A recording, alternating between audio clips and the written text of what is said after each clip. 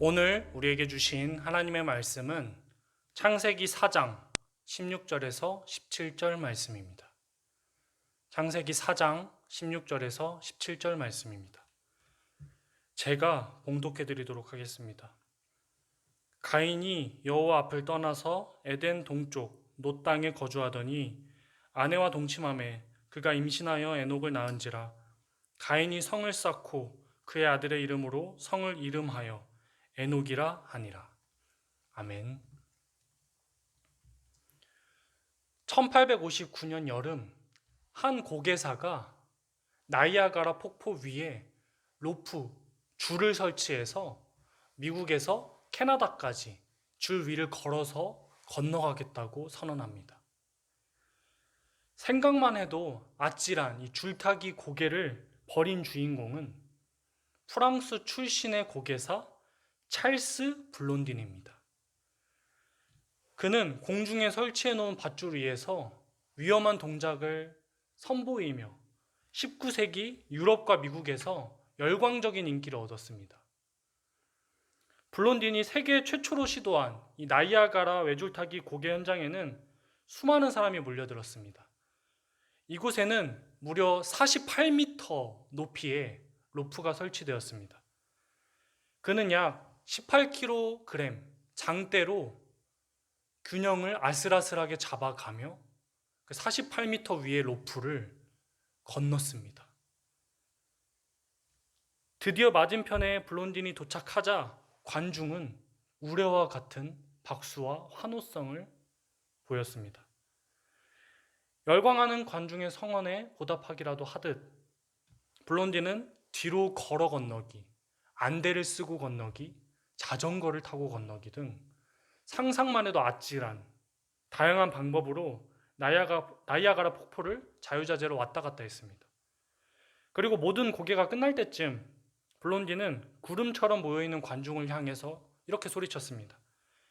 당신들은 내가 사람을 등에 업고 이 로프를 건너갈 수 있으리라 믿습니까? 그러자 관중은 믿습니다! 라고 외쳤습니다. 그러자 블론딘은 그럼 내 등에 업혀서 나와 같이 이 폭포를 건너갈 사람 한 분만 자원해 주시기 바랍니다. 라고 관중들에게 요청했습니다. 그러자 구름처럼 몰려서 환호성을 보내던 관중들은 하나같이 조용해지고 이 블론딘의 눈을 피하기 시작했습니다.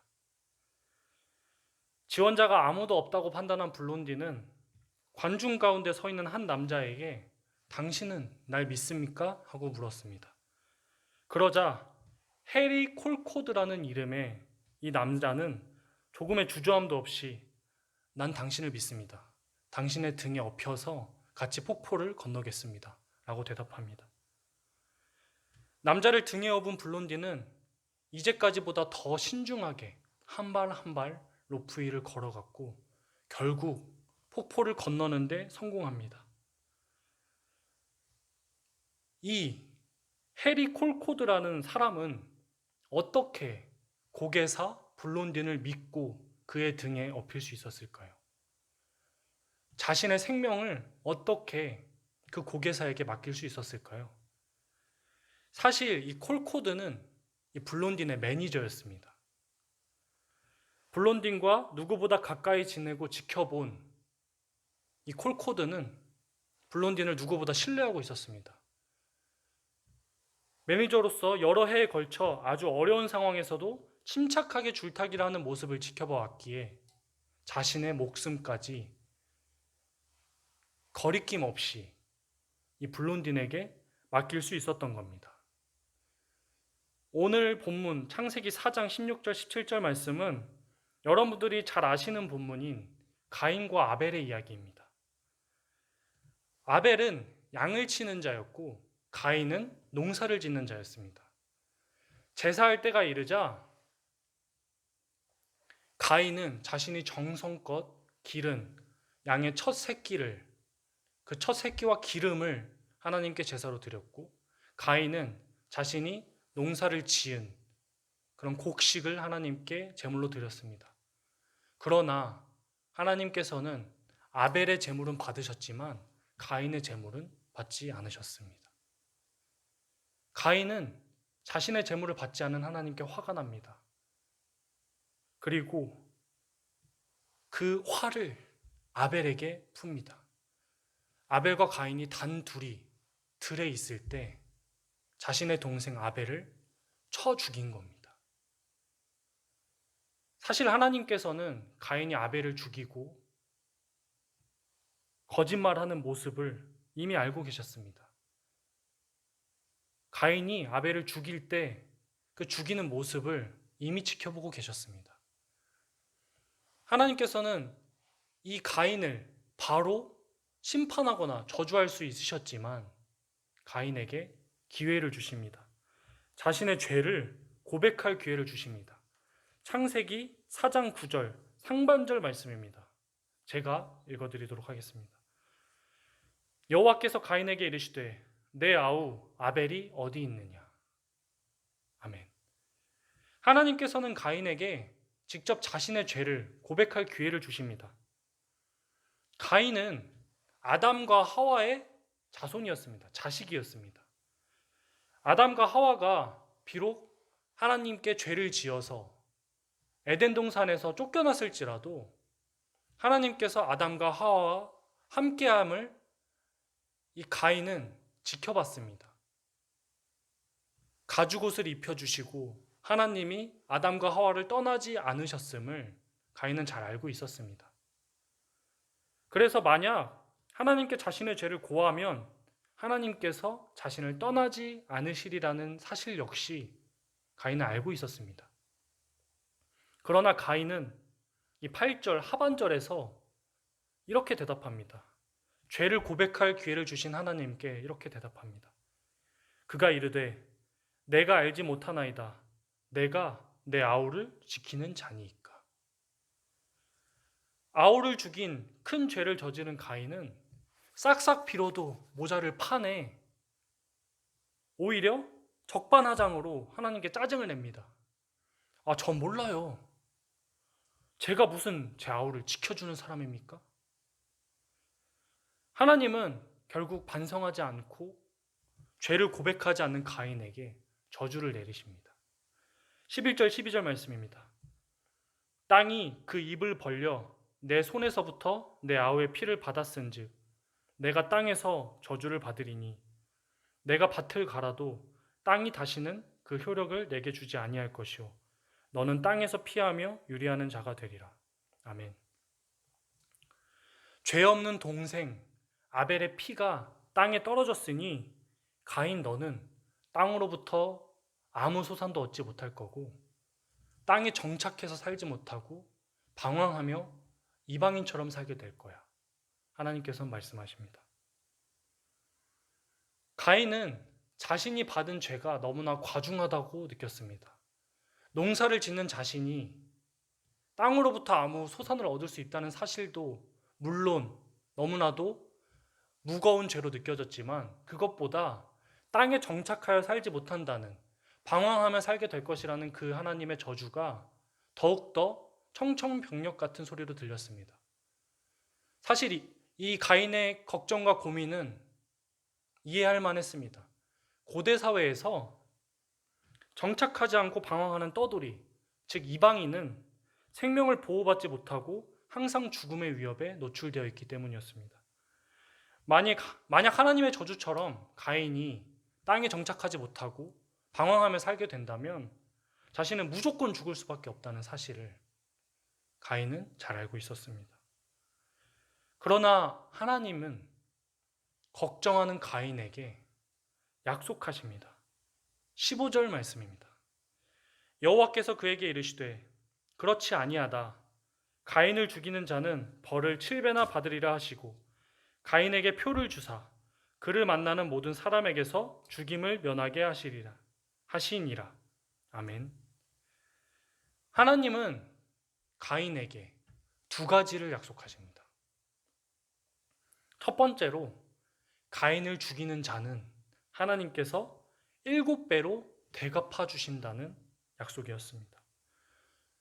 여기에서 7은 거룩한 완전 숫자로 하나님께서 가인을 죽인 자에게 완전하게 보복하신다는 약속이었습니다. 두 번째는 가인에게 하나님이 어떤 증표를 주셔서 가인이 어떤 누구에게도 죽임을 당하지 않도록 그 목숨을 지켜주신다는 약속이었습니다. 결국 하나님께서는 가인이 비록 땅에 정착하여 살지 못할지라도 그 가인의 생명을 지켜주시고 가인을 원수들로부터 위협으로부터 지켜주신다고 약속하고 계십니다. 하나님은 가인에게 두 번의 기회를 주셨습니다. 첫 번째 기회는 가인이 아벨을 들에서 죽이고 가인의 죄를 고백할 수 있도록 주신 기회였습니다. 그러나 가인은 오히려 적반하장의 모습을 보이며 그 첫 번째 기회를 걷어찼습니다. 두 번째 기회는 방금 전에 말씀드렸던 하나님께서 가인을 위협하는 원수들로부터 그의 목숨을 지키고 보호해 주시겠다는 약속이었습니다. 그러나 가인은 이제까지 자신이 하나님을 경험하고 하나님과 함께 살아왔음에도 하나님의 약속을 신뢰하지 않습니다. 하나님께서 약속하시고 하나님께서 선포하신 그 언약은 이미 이루어졌고 결코 변치 않음을 알고 있었지만 그 하나님의 약속을 믿지 않습니다. 신뢰하지 않습니다. 그렇게 가인은 하나님께서 가인에게 주신 그 두 번째 기회마저 걷어찹니다. 그리고 오늘 본문 16절의 말씀과 같이 여호와 앞을 떠나 에덴 동쪽 놋 땅으로 갑니다. 여기서 대비되는 두 장소가 등장합니다. 바로 에덴과 놋입니다. 에덴은 하나님과 함께 살아가는 삶의 장소를 뜻합니다. 하나님께서 인간을 지으시고 보시기에 좋았다라고 말씀하셨던 그 에덴 동산, 하나님이 주인 되시고 하나님과 함께 살아가는 그 삶의 자리, 하나님의 명령대로 하나님이 주인 되신 그 삶의 자리가 바로 에덴입니다. 그렇다면 놋은 어떤 장소이고 어떤 의미를 가지고 있었을까요? 놋은 히브리어로 목표 없이 떠돌아다니는 도망자를 뜻합니다. 즉, 가인은 하나님과 함께 살아가는 삶에서 목표 없이 떠돌아다니는 도망자의 삶을 살게 된 겁니다. 에덴을 떠나 놋에서 거주하게 된 겁니다. 하나님을 떠나 방황하는 삶을 살게 된 가인은 아내와 동침하여 아이를 낳고 그의 이름을 에녹이라 부릅니다. 그리고 성을 짓고는 그 성의 이름을 자기 아들의 이름으로 짓습니다. 에덴 동산, 하나님이 주인이셨던 에덴 동산을 떠난 가인은 자신의 아들의 이름을 딴 인간의 왕국을 세워 살아갑니다. 하나님 나라를 떠나 인간의 왕국을 세워 살아갑니다.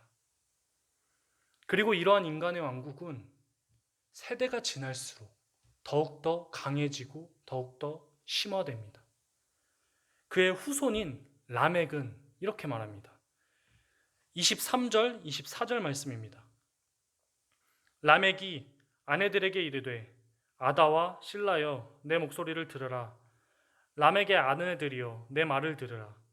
나의 상처로 말미암아 내가 사람을 죽였고 나의 상함으로 말미암아 소년을 죽였도다.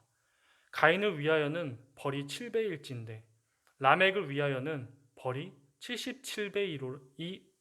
77배이리로다 하였더라. 아멘. 라멕은 자랑하듯이 말합니다. 나를 상처나게 한 사람을 내가 죽이고 나를 상하게 한 소년을 내가 죽였다. 하나님께서 조상 가인에게 약속하실 때 그를 해하려는 자를 7배 벌을 준다고 했다면 나는 77배의 복수로 갚아주겠다. 가인으로부터 시작된 인간의 왕국은 그 죄와 폭력의 크기를 엄청난 속도로 키워나갑니다. 가인이 자신의 동생 아벨 한 사람을 죽였다면 그의 후손 라멕은 자신에게 상처를 입힌 사소한 그런 상처를 입힌 사람에게 다가가 그를 죽입니다. 자신을 상하게 한 이가 비록 나이가 어린 소년일지라도 아무 거리낌 없이 소년을 죽입니다. 그렇습니다. 하나님을 떠난 인간은, 목적을 잃고 방황하는 인간은 스스로 주인이 되어서 죄와 폭력을 누구보다 앞서서 키워나갑니다. 죄는 이처럼 걷잡을 수 없이 자라나는 속성을 가지고 있습니다. 폭력 역시 마찬가지입니다. 하나님을 떠난 인간은 이렇게 걷잡을 수 없이 커져나가는 죄와 폭력의 물결 아래서 자유로울 수 없습니다. 가인으로부터 라멕으로 이어지는 가인의 왕국이 그러했던 것처럼 당장 우리가 살아가는 세상만 봐도, 뉴스만 봐도 이 세상은 점점 더 악화되는 것 같습니다. 긍정적이고 선한 내용은 눈을 씻고 찾아봐도 찾기 어렵고 오히려 범죄나 전쟁의 빈도는 잦아지는 듯합니다. 그리고 그 폭력성과 잔혹성은 점점 심화됩니다. 죄와 폭력으로 가득 찬 세상에는 희망이 없어 보입니다. 하나님을 떠나 방황하는 롯과 같은 우리에게는 희망이 없어 보입니다. 그렇다면 하나님께서는 정말 가인을 버리시는 걸까요? 두 번의 기회를 주었지만 두 번의 기회를 이미 걷어찬 가인을 하나님은 잊어버리신 걸까요? 에덴을 떠나 에덴 동쪽 롯 땅에 거주하는 이들을 하나님께서는 계속해서 방황하도록 그대로 방치하셨을까요? 오늘 본문의 제목은 에덴의 동쪽입니다. 여기서 동쪽은 히브리어로 케뎀인데 이 케뎀은 해 뜨는 곳이라는 의미를 가집니다. 가인과 그의 자손들은 에덴의 동쪽에 내쳐져서 방황하며 죄 가운데 신음하고 있었습니다. 에덴의 동쪽은 공간적으로는 에덴 동산의 울타리 밖에 있는 공간으로 가인이 형벌을 받는 곳을 상징합니다. 하나님의 거부와 단절이라는 부정적인 의미를 내포하고 있습니다. 그러나 동시에 이 에덴의 동쪽이 해가 뜨는 곳이라는 사실을 간과해서는 안 됩니다. 하나님께서는 롯에서 유리하는 자로, 방황하는 자로 살아야 하는 가인을 에덴의 동쪽 해가 뜨는 곳으로 보내셨습니다. 이것은 무슨 의미를 나타냅니까? 가인은 하나님을 떠났지만 하나님은 가인에게 늘 따뜻한 해와 같은 빛으로 함께 하셨다는 걸 뜻합니다. 하나님을 잊어버리고 자신이 주인 되어 살아가는 가인에게 하나님은 그들을 떠나지 않으시고 그들과 함께하고 계시다는 사실을 뜻합니다. 롯의 의미와 같이 목적 없이 방황하고 유리하는 가인에게 하나님은 늘 같은 자리에서 매일매일 떠오르는 태양과 같이 해 뜨는 곳에서 가인과 함께 하셨다는 사실을 뜻합니다. 두 번의 기회를 이미 오만하게 걷어찬 가인을 떠나지 않으시고 불쌍히 여기셔서 또 다른 기회로, 항상 함께하는 기회로 함께 하셨다는 것을 뜻합니다. 성도 여러분, 지금 이 가인의 이야기는 우리에게 무엇을 시사하고 있습니까? 하나님께서는 이 가인의 이야기를 통해 오늘 우리에게 무슨 말씀을 하고 계신 겁니까? 코로나 사태 이후 우리는 에덴을 떠나 롯에서 살아가고 있는 듯합니다. 하나님과 함께하는 삶을 떠나 하나님의 말씀대로 사는 삶을 떠나 하나님을 주인 삼아 사는 삶을 떠나 내가 주인 되어 나의 왕국을 건설하고 목적 없이 방황하고 유리하며 살고 있지는 않습니까? 가인과 같이, 라멕과 같이 이웃을 미워하고 나만 잘 살면 된다고, 내 가족만 잘 살면 된다고, 내 이웃들만, 나와 가까운 사람들만 잘 살면 된다고 그들과 경쟁하며 그들을 찍어 누르는 힘의 논리와 자본의 논리 가운데 살고 있지는 않습니까? 가인과 같이 성을 짓고 자신의 아들의 이름을 지어주는 인간의 왕국을 세워 살아가고 있지는 않습니까? 하지만 성도 여러분, 우리가 비록 하나님을 떠나 에덴을 떠나 나의 왕국을 지어서 살아가고 있을지라도 잊지 말아야 할 것이 하나 있습니다. 바로 우리는 에덴의 동쪽에 있다는 사실입니다. 하나님을 떠나 목적 없이 유리하고 방황할지라도 우리는 에덴의 동쪽에 있음을 기억하시길 바랍니다. 해가 뜨는 곳에 있음을 기억하시길 바랍니다. 우리는 하나님을 늘 잊어버리고 살아갈지라도 하나님은 우리를 잊지 않고 늘 한결같은 빛으로 함께 하심을 기억하시길 바랍니다. 믿음은 신뢰하는 겁니다. 콜코드가 블론딘을 신뢰했던 것처럼 콜코드의 그런 삶 가운데 블론딘을 오랫동안 지켜봤기에, 경험했기에 그가 블론딘을 신뢰할 수 있었던 것처럼 우리들의 삶 가운데 함께 하시고 나타나셨던 은혜와 놀라운 역사하심을 기억하시길 바랍니다. 그리고 신뢰하시길 바랍니다. 우리는 비록 지금 에덴을 떠나 유리하고 방황할지라도 매일매일 같은 자리에서 따뜻한 빛으로 늘 우리를 떠나지 않고 함께 하시는 그 은혜와 사랑을 잊지 않고 기억하시길 바랍니다. 그리하여 그 믿음과 사랑을 힘입어 롯에서 다시 에덴으로 나아가는 우리가 되길 간절히 기도합니다. 함께 기도하시겠습니다. 사랑의 하나님, 우리는 늘 에덴을 떠나 롯에서 살아갑니다. 우리는 늘 하나님을 떠나 내가 주인 되어 살아갑니다. 그러나 하나님, 이런 우리를 떠나지 않으시고 이런 우리를 에덴의 동쪽에 거하게 하심을 감사드립니다.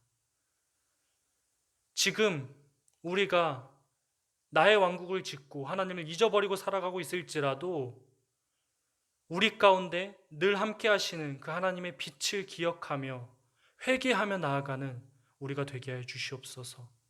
다시 에덴으로 유리하고 방황하는 롯에서 에덴으로 나아가는 저와 성도 여러분들 모두가 될 수 있도록 성령님 강하게 역사하여 주시옵소서. 우리와 함께 하실 한 사람 한 사람 가운데 함께 하실 성령님을 기대합니다. 감사드리며 예수님의 이름으로 기도합니다. 아멘. 함께 주기도문으로 예배를 마치겠습니다. 하늘에 계신 우리 아버지여, 이름이 거룩히 여김을 받으시오며 나라가 임하시오며 뜻이 하늘에서 이루어진 것 같이 땅에서도 이루어지이다. 오늘 우리에게 일용할 양식을 주시옵고 우리가 우리에게 죄 지은 자를 사하여 준 것 같이 우리 죄를 사하여 주시옵고 우리를 시험에 들게 하지 마시옵고 다만 악에서 구하시옵소서. 나라와 권세와 영광이 아버지께 영원히 있사옵나이다. 아멘.